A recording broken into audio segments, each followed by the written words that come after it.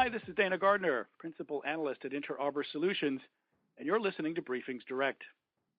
Our next innovation thought leadership discussion focuses on building a modern marketing organization. Marketing today is a different game.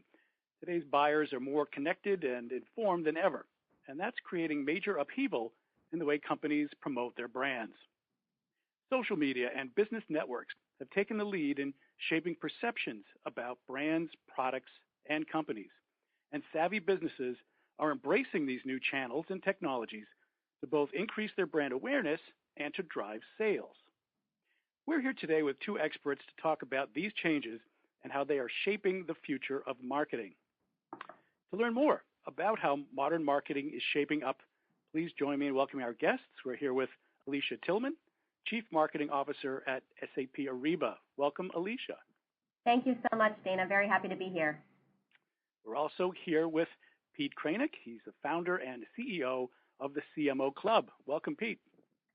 Thanks, Dana. And Alicia, good to reconnect again. Yes, of course. You too. All right. Well, let's begin our conversation at a fairly high level. What are the trends, the competitive pressures, maybe some of the technology changes that are prompting companies to have to seek new and better ways to market themselves? Alicia? So I think there's really two things, Dana. I would say first, when we think about trends or even new ways to market in particular, we are faced with social media, and networks have really taken the lead in shaping perceptions about brands, about products, and about companies. And when you think about that, on one hand, there's no shortage of information, and that's a good thing. But on the other, it's really causing companies to get out ahead of that as quickly as possible, because the reality is today's buyers are not struggling to find information, and so many buying decisions are made about companies and products before any interaction is had with a member of the sales team. So companies really recognizing all of the channels in the social media space that companies are going after to find information is key, and then making sure that marketers are really driving information in a consistent manner across those channels will really aid in feeling as though your company value proposition and brand is being embraced and accepted in ways that you want to. I think the other thing on my second point is, in terms of the competitive pressures, the reality is all companies are, mostly trying to compete on a product, a piece of technology in a lot of ways. And oftentimes, no sooner are you rolling out a new product or a new service that your competitors are saying they already have it, or they're quickly sitting there behind you about to innovate on the same thing. So companies are really needing to force themselves to innovate beyond product. And I think there's lots of opportunities in particular, thinking about how you differentiate on things such as thought leadership or standing for a particular cause. How do you take a product and how do you use it to benefit the world in terms of driving higher good in some way? So I think between social media and networks, the need to embrace those channels, and then separately on needing to think about how you differentiate beyond just the basics of product are certainly the opportunities that companies are faced with today. Pete, it certainly seems like we're more exposed than ever, and people can point at whatever they see about us as brands or companies and out about it. So is that the only change you're seeing, or how else do you see these trends shaping the new marketing? No, I think Alicia's spot on. The thing that's, as I host the dinners with the CMOs and they're chatting behind doors, that whole issue of competition. So if you look at the pressures, you still have the same process or the same thought. I need to sell more product. I need to differentiate myself. I need to get leads. I need to close. I need to build a brand. Those things, concepts haven't changed. But you have a whole new wave of competitors now, right? Kind of the Uber, Airbnb, that version for software, right? So how is the cloud impacted and all these other things impacting businesses big time. So you have new players they've never had to deal with before, right? You have new media channels, new influencers. It's not the same. I don't want to say old, but the the past, the media way it worked, and press releases and driving that whole world's changed. You talked about, Alicia again talked about social. And then it's interesting, this whole issue of speed of change and how do you keep up with it, right? So how do I as an organization keep up with all the changes? Marketing is completely different than 5 years ago, 10 years ago. And again, the final thing too that comes up is there's just too many choices, too much noise, right? Too much outbound. CMOs are getting hundreds of emails a day, right, from someone selling some product. They're not even looking at them anymore. So those are kind of the pressures that I think that, building on what Alicia said, taking that competition to the next level. Those are things I think are top of mind right now. People care about.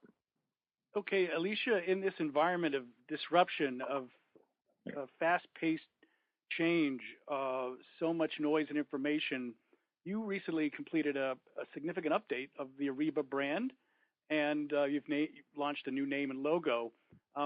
Why did you do that at this time, and how did you go about that differently now than perhaps you would have done 5 or 10 years ago? Yeah, so, if we think about the history of Ariba, it was a company that was founded nearly 2 decades ago now, about 18 years ago. And at the time, the company had set out on a mission to really build a single solution to help companies manage their spend. And if we reflect on the past 18 years and not only look at all the ways in which our business has evolved, but in which buyer needs and the economies have evolved, and how our business has worked to really evolve and be ahead of that. And today, Ariba is the world's largest business marketplace for all business-to-business transactions. So we've got more than 2 million companies and $1 trillion in commerce that runs through the Ariba network.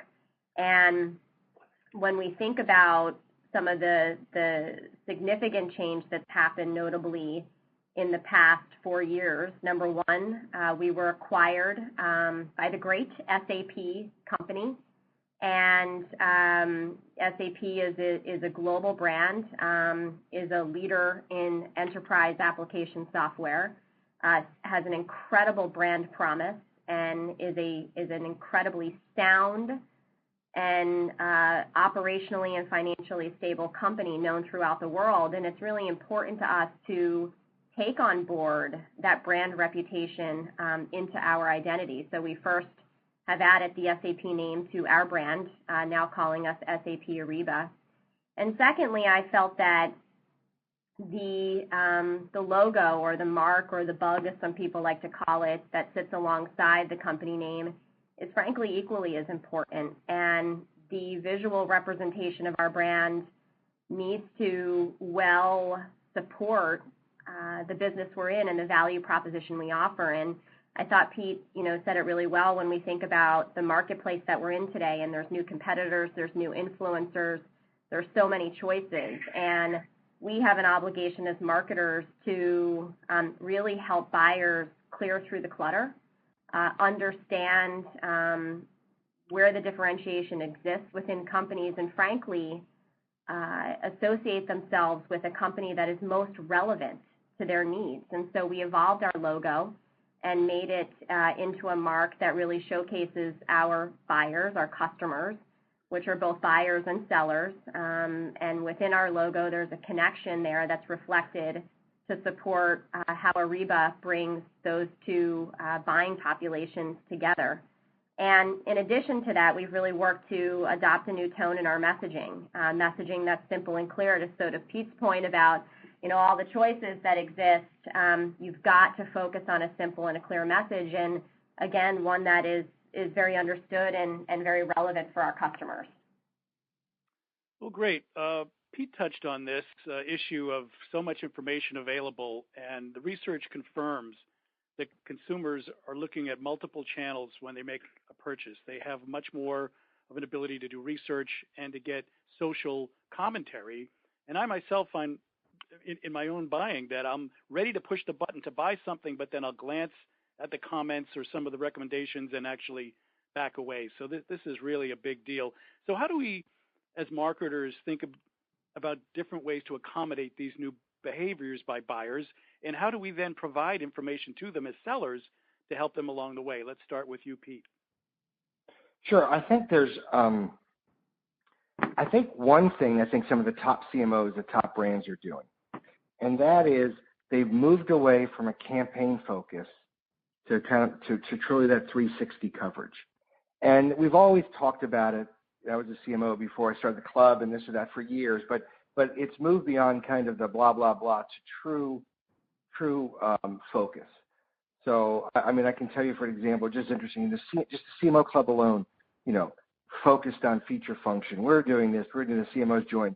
But then by having content, having the CMO Solution Clubhouse, and again, I'm using this only as an example, but there's the ability to make sure that the content is relevant, that the stories are there, that you've identified the advocates, that people underestimate the value of that, right? Everyone, you said yourself, if you talked a minute ago about you check on social, or you check with friends or right people you know or respect, and they say, this product is good, this product isn't, I had a great experience here. How do you spend the time making sure you know who those advocates are, who are the influencers, how to get your employees, and really focusing on getting to them, I think is it's such an important thing that I think people don't think about as much. Another piece that is under focus, there's not enough focus on. Everybody's is driven by mobile now, right? It is truly mobile first. It's no longer campaign. You do this, that. Yourself, myself, everybody. We're always doing everything on mobile, right? So making sure when we talk about multi-channel and we talk about going where they are, making sure it's in the format they want as well. Saying that we have this great website, this great physical space, this, that, these campaigns. But if they're not going there, then you're missing the boat. Does that make sense? Sure. Alicia, anything to offer on ways marketers need to do things differently to accommodate these new buyer behaviors? Yeah, I mean, I speak a lot about really the power of consistency and how marketers really need to have their finger on the pulse of the channels that their customers are getting information from. Pete's organization, the CMO Club, hosted a fantastic CMO roundtable a couple of weeks ago where the topic was how you stay ahead of the digital transformation and how are marketers embracing digital transformation. And one of the questions was how much of our budget is dedicated to digital platforms to support our marketing. And, there was certainly the percentages were quite high, but we also found that there is still budget, for great reason, being invested in your more traditional channels, including things like print and events. And events in particular, because of the face-to-face communication that occurs and how business, is still done over a handshake, and we can't underestimate that. So striking a really strong balance between your digital marketing channels as well as your traditional marketing channels is key. And I think keeping the message consistent in how we market between those channels is also quite key. And then understanding the various buyer personas that you speak with. So if you're creating a digital campaign for the CIO audience, the messages are going to be different from how you would market to a CFO audience, as an example. And it's really important, back to, an earlier point I made around relevancy. You've got to stay consistent, but you also have to make sure you're being relevant, and then taking into account a strong balance between the new digital channels that exist, but also not underestimating the power that still remains with some of our more traditional channels. Right. I think yes, you're, go ahead. Alicia, I think you're spot on. I love the comment about staying true and consistency. I would say in many cases, and you've demonstrated with what you've done, not only what you talked about, what I've actually seen in the market, it's the importance of creating the brand story and being consistent to what it is. It's more important now than ever, because then you can get your employees, your advocates, these players out there, all your stakeholders, then supporting that regardless of what channel you're in. I think it's more important now versus campaign change, strategy campaign. So I think you've done a great job, and I think you're spot on with that. And it makes the multi-channel execution easier if you've got that nailed as opposed to chasing it by campaign to campaign. Yeah, absolutely. Well, Alicia, at this point where we have these challenges, we're also facing some great new tools in the marketplace, ways to get more information, get towards customization, use big data, and leverage cloud models to extend our reach, but also to gather more information in better ways. So tell me a bit about what you think some of the strong tools are, and I'm going to imagine that the SAP Hybris Marketing Suite is among them. Yeah, right. So I would start first and foremost by ensuring that you have a strong marketing automation platform. It is becoming commonplace in most marketing organizations, large or small, for the better part of, I would say, for the past 5 years or so, and it's certainly growing in size in terms of marketing organizations that are embracing this technology. And essentially, this technology allows you to automate the lead generation process, so to help you manage campaigns in an automated way, help you nurture the leads that are coming through your demand waterfall in an automated way, so that the leads that you're handing off to sales are more qualified than they ever have before, because they have such an extreme ability to nurture these leads using digital campaigns in this automated way. So that's my first recommendation, that you need to pursue marketing automation technology.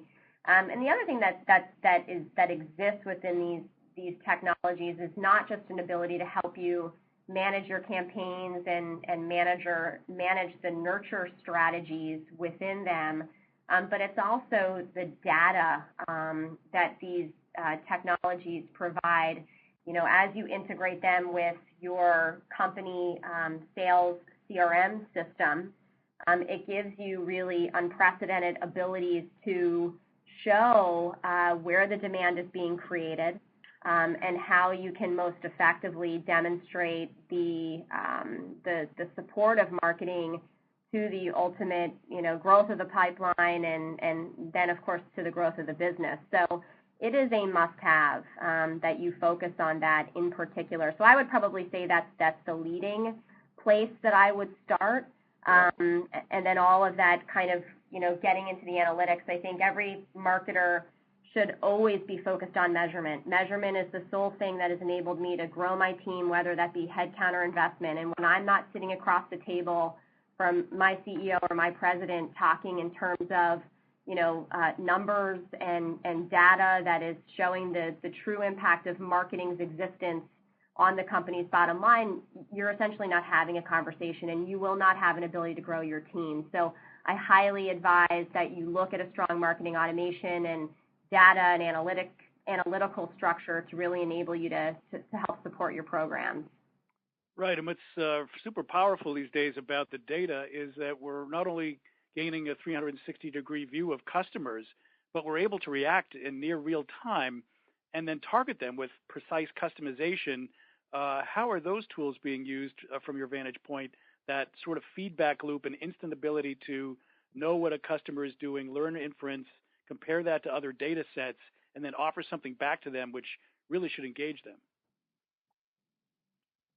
Yeah, so, obviously, being part of SAP, I could spend all day, talking about, the advanced analytical tools that exist, and, having these sort of in-memory computing technologies like S/4HANA, which is the backbone of SAP. These tools really have the power to really look at large data sets quickly. There's many cloud sales applications that exist that really work to provide customer information that marketers need in a central location. And it's available at a glance, and it's delivered in context that's truly most important for a marketer. So, there's so much flexibility in the cloud. Companies can pull together information real time or live, as we like to say here at SAP, pulling from so many sources. But data is, really what needs to be at the backbone of your operations within the marketing organization, because it really informs everything from, where you can innovate and where campaigns are having the most success, to what that next, big thing is going to be, to help propel the company forward. And that's a big part of what's at the core of a marketing organization. Right. Pete, any additional thoughts about what you're hearing from your CMO audience? Sure. About these data tools? Sure. So what's interesting is I've seen a shift in the last year to 2 years from here are the tools coming at me and here's, which one kind of catches my eye to take a look at, to there's a number of really bright CMOs that are actually taking the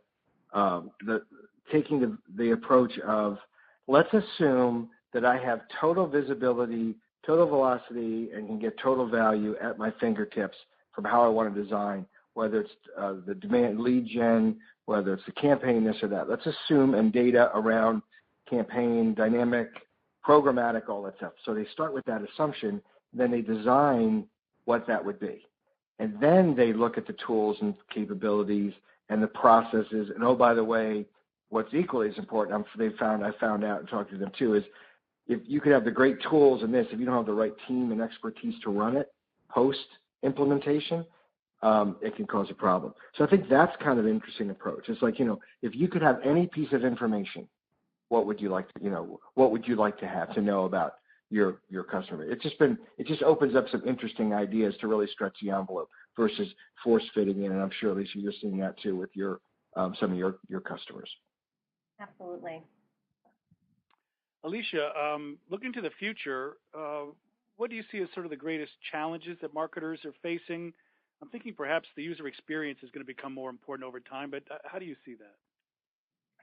Yeah, I think that there's a couple of things. I think the war to differentiate and to bring new opportunities, new leads into the business is always going to be a reality for marketers. There is always going to need to have a very clear brand, a very simple message, and one that's differentiated and relevant. So focusing on your brand story and ensuring that that brand story is consistent across all of the buying and marketing channels and is relevant and is compelling is always going to be a reality for marketers, because your brand drives the growth of your business bottom line. It's what fuels your pipeline. It's what fuels the sale of your product. It is what enables you to tell your story around differentiation. So there always needs to be a clear focus there. I think the other thing too, and I had mentioned this in one of my opening comments, is around this notion of differentiation and thinking beyond product in ways in which you can differentiate yourself. And I find, if we think about, as an example, I work in the B2B space, but if we think about some of the best consumer brands in the world, and those that we support in our personal lives, and oftentimes I like to reflect on the brands that I support in my personal life. And when I think about what the similarities are between those brands and why I am so loyal to them, not only is their product best in class, certainly, but they've actually put their product to use beyond what the day-to-day objective is. If you think of a brand like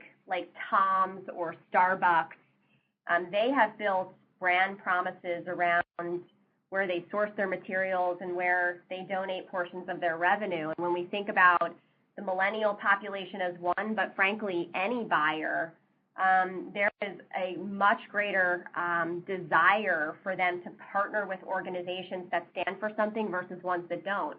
And I think B2B organizations in particular have a tremendous opportunity to think beyond the level in which they're competing with day after day, and think about what is that higher good. And when we talk about vision statements should be aspirational, and it's really, how are we taking our value proposition and using it to create higher good in the world around things that people care about and really matter at the end of the day. And I think that that's a real opportunity for marketers. All right, last word quickly to you, Pete. What advice would you offer the CMOs as they seek to overcome these challenges in order to reach this vision of a brand-driven and customer-centric world? I think there's two things.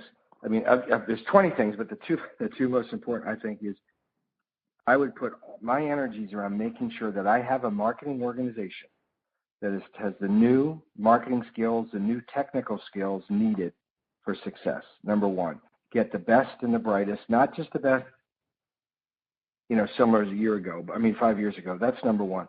The other thing that I would do is, in addition to the differentiation that was discussed, it's this whole issue of ecosystem of innovation, creating an ecosystem, understanding how I'm going to look at the outside, bring in new ideas, bring in new startup capabilities, bring in this stuff. And I think those are the two things for success. If you don't do those, I think people are going to be in trouble long term. All right, very good. I'm afraid we'll have to leave it there. You've been listening to a BriefingsDirect podcast discussion focused on how to build a modern marketing organization. And we've heard how social media and business networks have taken the lead in shaping perceptions about brands, products, and companies. And we've learned how savvy companies are embracing these new channels and technologies to increase their brand awareness and drive sales. So please join me now in thanking our guests. We've been here with Alicia Tillman, Chief Marketing Officer at SAP Ariba. Thanks so much, Alicia. Thank you so much, Dana, and thank you, Pete, to you as well. Yeah, it was fun. Yes, we've also been joined by Pete Kranick. He's founder and CEO of the CMO Club. Thanks, Pete. Thank you very much. It was a lot of fun. And a big thank you, of course, to our audience as well for joining this SAP Ariba sponsored Business Innovation Thought Leadership discussion. I'm Dana Gardner, Principal Analyst at Inter Arbor Solutions, your host and moderator. Thanks again for listening, and do come back next time.